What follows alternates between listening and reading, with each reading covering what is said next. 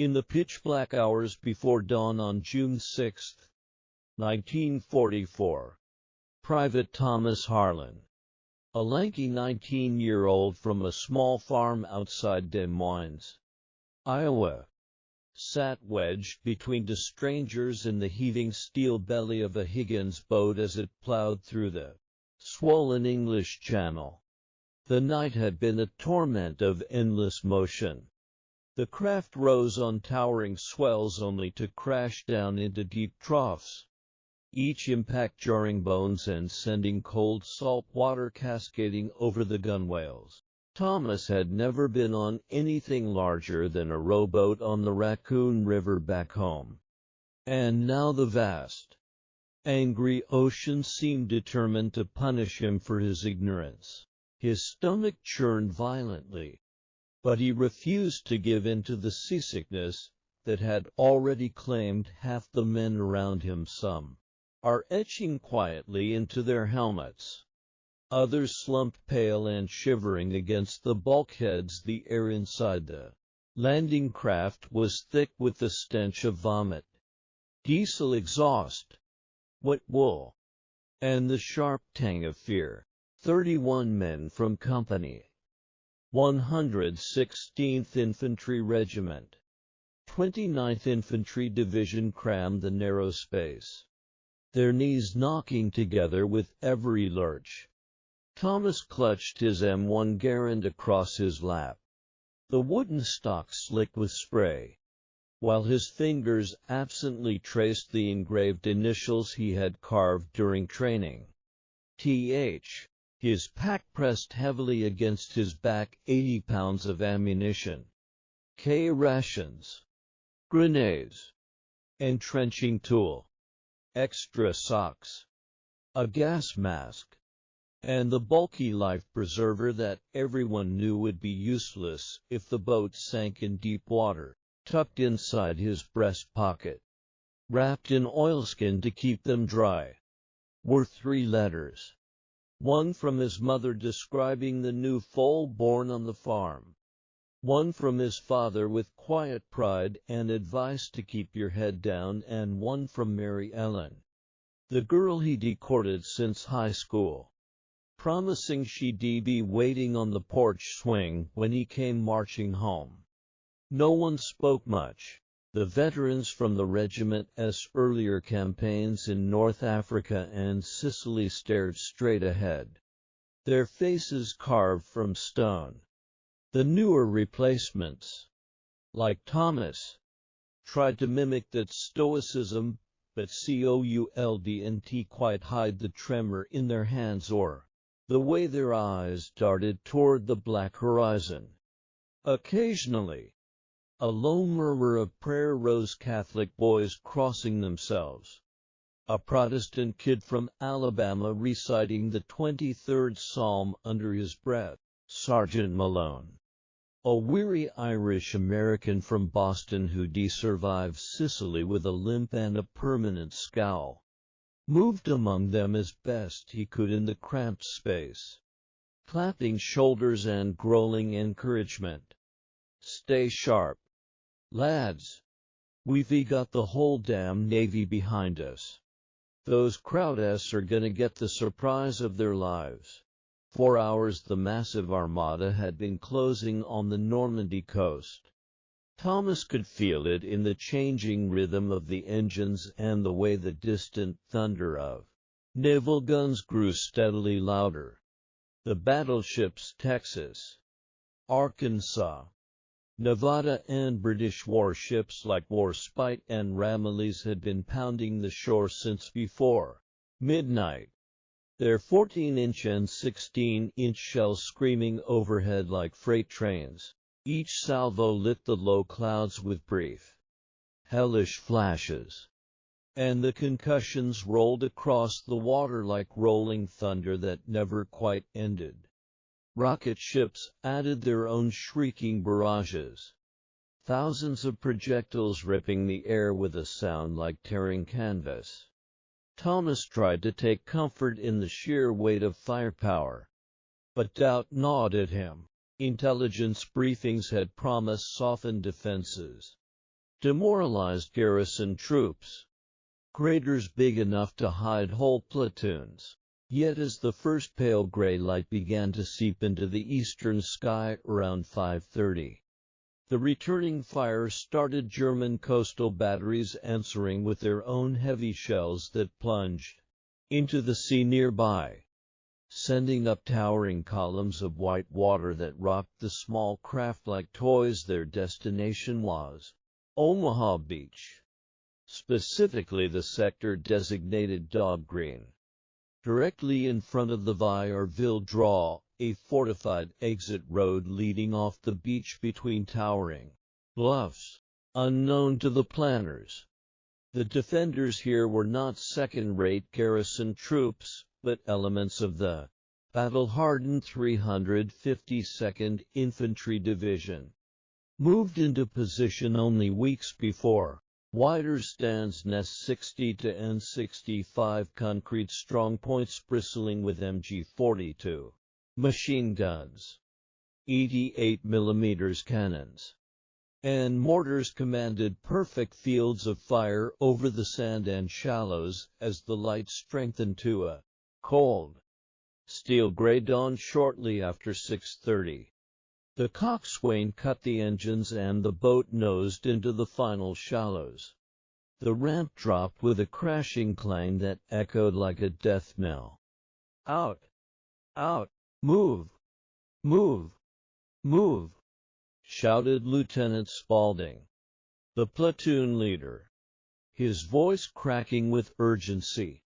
The men surged forward into the chest-deep, ice-cold water, waves breaking over their heads and filling boots instantly. Chaos exploded the moment the ramp hit the surf. The air filled with the vicious, ripping sound of MG-42s, the infamous Hitler-S buzzsaws firing at cyclic rates of 1,200 rounds per minute.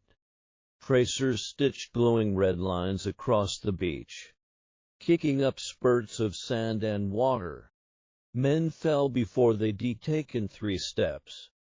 Some shot cleanly through helmet or chest, others shredded by multiple hits, collapsing silently into the reddening foam.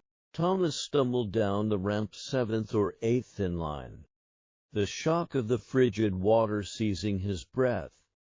A bullet snapped past his ear with a sharp crack. Another tugged at the strap of his pack. He saw Private First Class Ramirez, the kid from Texas who'd shared his last chocolate bar the night before, take a burst across the throat and topple backward without a sound, weighted down by sodden gear. Thomas struggled forward through the breaking waves, the beach obstacles looming ahead like a deadly forest, tetrahedral hedgehogs of steel beams, Belgian gates welded with mines, wooden posts topped with teller mines designed to detonate at waterline. Some had been blasted apart by engineers in earlier waves, but many remain lethal. Shells continue to fall, 88mm rounds from the bluffs cratering the sand in massive explosions that hurled bodies and equipment skyward. Mortar bombs whistled down in clusters, bursting with sharp cracks that sent razor-sharp fragments scything through the air. Thomas reached the S and at last and flung himself behind the nearest cover, a waterlogged timber from a demolished obstacle. His heart hammered so violently he thought it might burst. Round him the beach was already a scene from hell, bodies floating face down in the shallows, others sprawled where they'd fallen, equipment scattered everywhere. The high tide line marked by a tangle of barbed wire and abandoned weapons.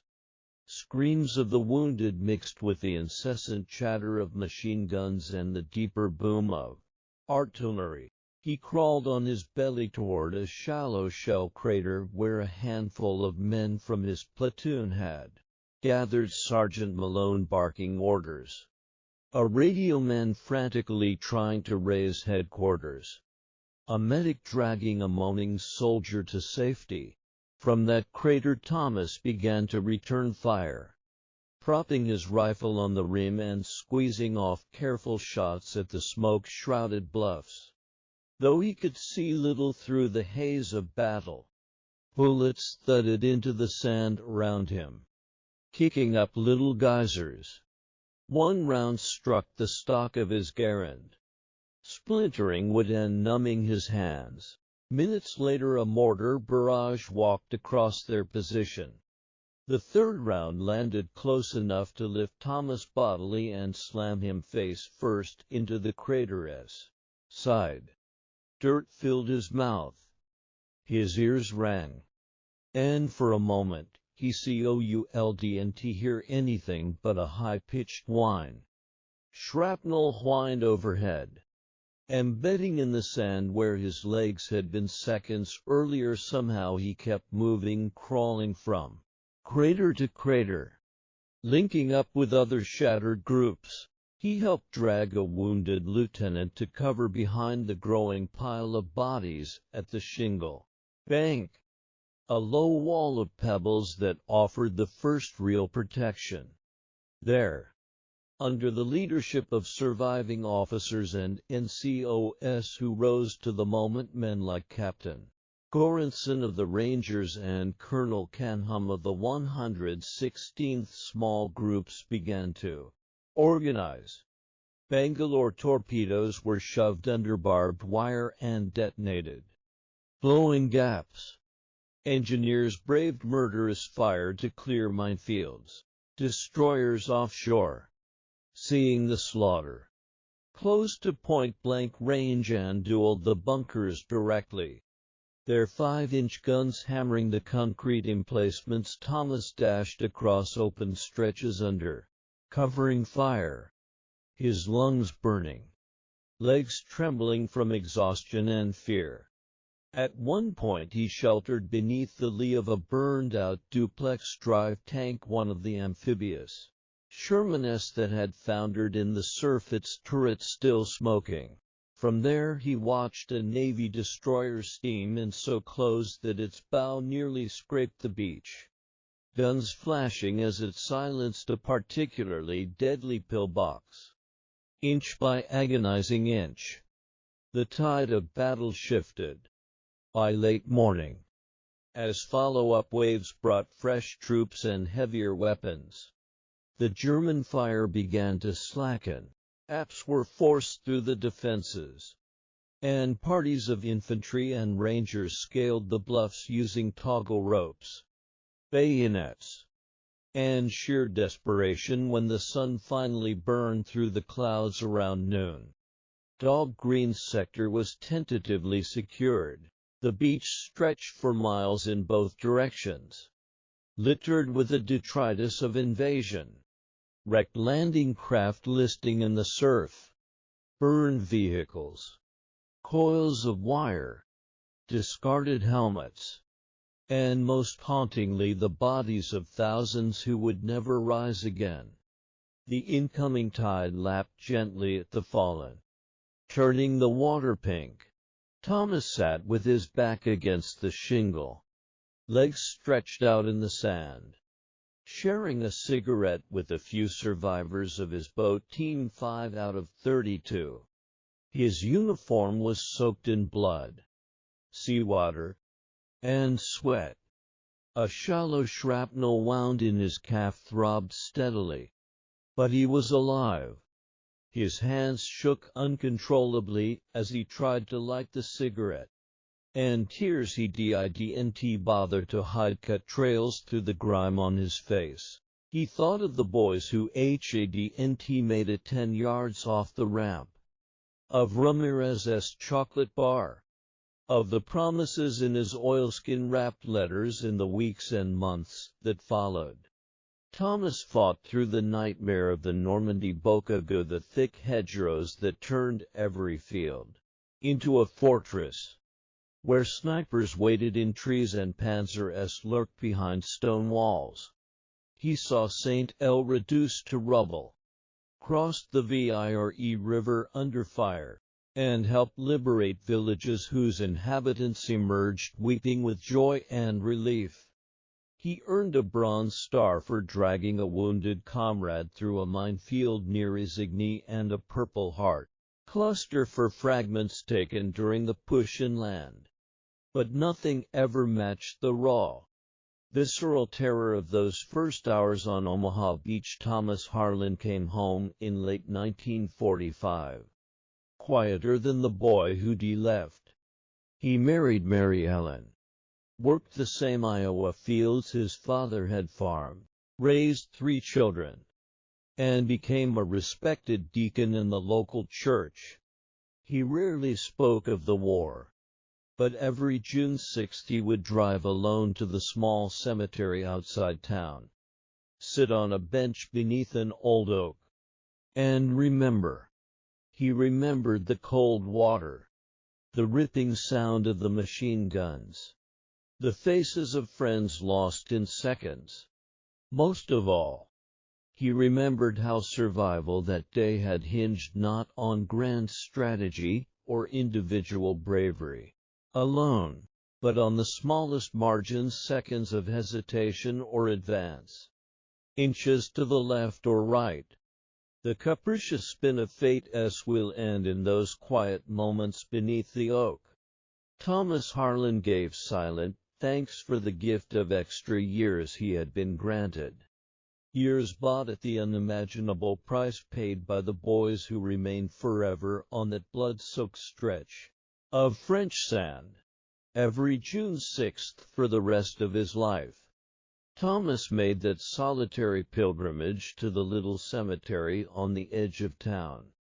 The place held no soldiers from Normandy, just local folks, farmers and shopkeepers and a few boys lost in earlier wars. But the tall oak at the top of the hill overlooked fields of corn and soybean that reminded him, in their quiet way, of the France he had known only in violence.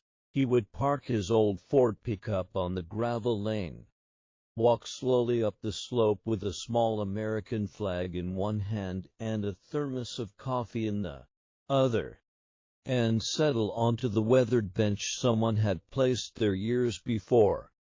The wind moved through the leaves above him with a sound not unlike distant surf, and for a few minutes he let himself drift back. He remembered the names first. Ramirez from Texas, who had shared his last Hershey bar and joked about opening a barbecue joint after the war. Lieutenant Spaulding, barely 23, who had stood up on the shingle waving his pistol and shouting, "Follow me," until a sniper's bullet took him through the throat.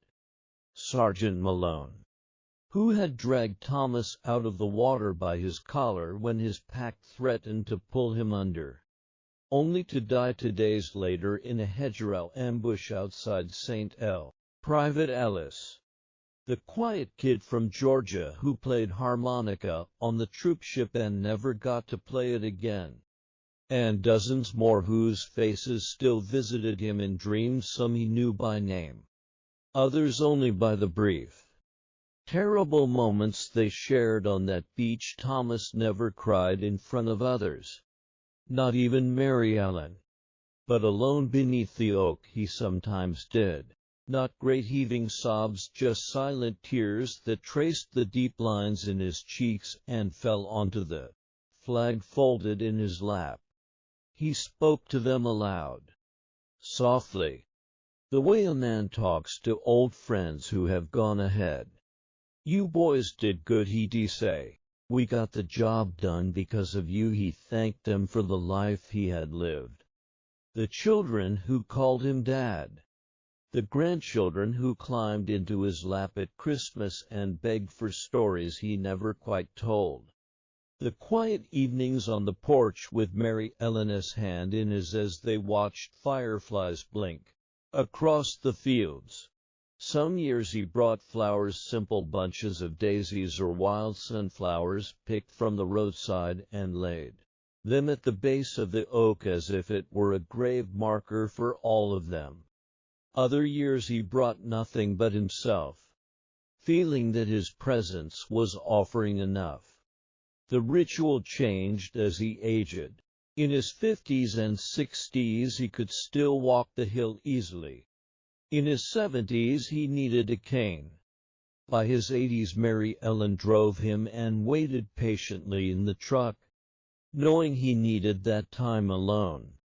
After she passed in 1998, their youngest daughter, Ruth, took over the duty without being asked, parking in the same spot and watching from a distance as her father made his slow ascent. Thomas lived to be 92. In his final years the memories grew sharper rather than fading, as if time had polished them instead of wearing them away.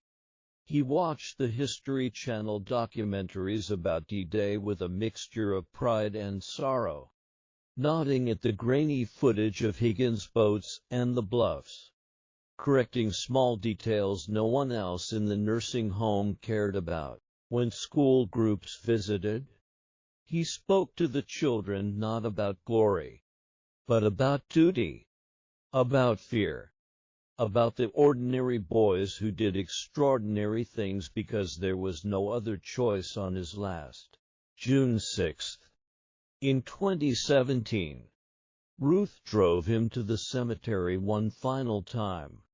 He was frail by then, oxygen tubes in his nose, but his eyes were clear. The oak had grown larger, its branches spreading wider over the bench. He sat there longer than usual, the flag trembling slightly in his arthritic hands. When Ruth came to help him back to the truck, he looked up at her and said, voice steady despite its weakness, "Tell them I am coming soon. Honey. Tell the boys I'll be along directly." Thomas Harlan died peacefully 3 months later, on a crisp September morning with the corn harvest just beginning. At his funeral the church was packed. Family, neighbors, veterans from later wars who had heard his quiet stories over coffee at the diner.